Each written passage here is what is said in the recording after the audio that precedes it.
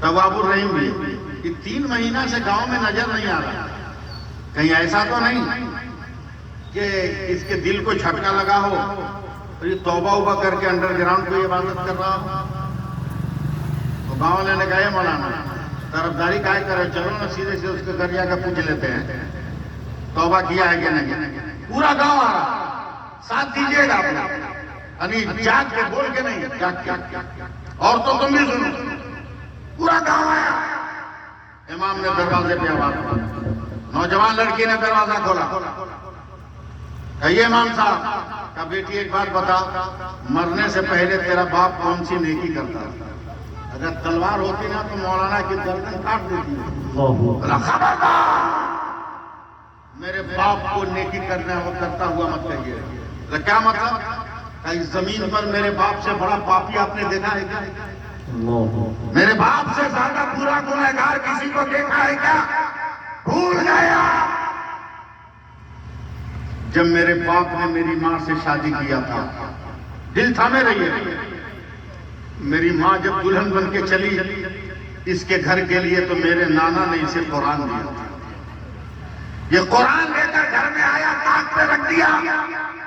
یہ شرابی گنہگار, مگر الحمدللہ میری ماں عبادت گزار تھی, نمازی تھی, قرآن پڑھنے والی. سبحان اللہ, سبحان اللہ, توجہ, آپ سبحان اللہ بولنا ہو. سبحان اللہ. میری ماں روزانہ فجر کی نماز پڑھ کر قرآن کی تلاوت کرتی,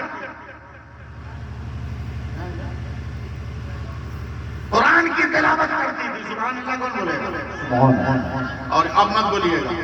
میرا باپ شراب پی کر آتا اور ماں کو قرآن پڑھتے دیکھتا تو بال پکڑ کے لاتا اور آنگن میں پٹک پٹک کے مارتا اور کہتا میرے گھر میں یہ تلاوت نہیں چلے گی. مگر کبھی میری ماں نے بد دعا نہیں کیا. جب مار کر چلا جاتا میری ماں ہوش میں آتی تو روتے ہوئے دعا کے لیے ہاتھ اٹھاتی اور کہتی اللہ میرے شوہر کا جرم مت دیکھنا, وہ میرا شوہر ہے, میری تلاوتوں کے صدقے میں اس کو ہدایت کا راستہ عطا کر دے. توجہ دیں, مدرسے کی گفتگو کر رہا ہوں. گاؤں والوں, یہ اس وقت کی بات ہے جب میری ماں شادی کر کے آئی. میں پیدا ہوئی, میں جوان ہو گئی. بھول گئے تم لوگ, 3 مہینہ پہلے میرے باپ نے ایسی لات ماری میری ماں کو, ایک ہی لات میں میری ماں کی روح نکل گئی, میری ماں مر گئی. تم ہی لوگوں نے دفن کیا ہے. اتنے بڑے پاپی کے بارے میں کہتے ہو کہ کون سی عبادت کرتا تھا. مولانا اگر ہو اور تیز ہو تو بہت کام کر سکتا ہے. فوراً مولانا نے لفظ بدلا, کہ بیٹی عبادت نہ صحیح, تیرے باپ کی زندگی میں کوئی بدلاؤ, کوئی تبدیلی؟ بولا ہاں یہ بولیے. بولا جس دن میری ماں کو آپ لوگ دفن کیے نا اس دن میرا باپ گھر آیا. بولا پھر؟ بولا ہم نہائیں گے. میرا تو خون کھول گیا مگر کیا کرتے.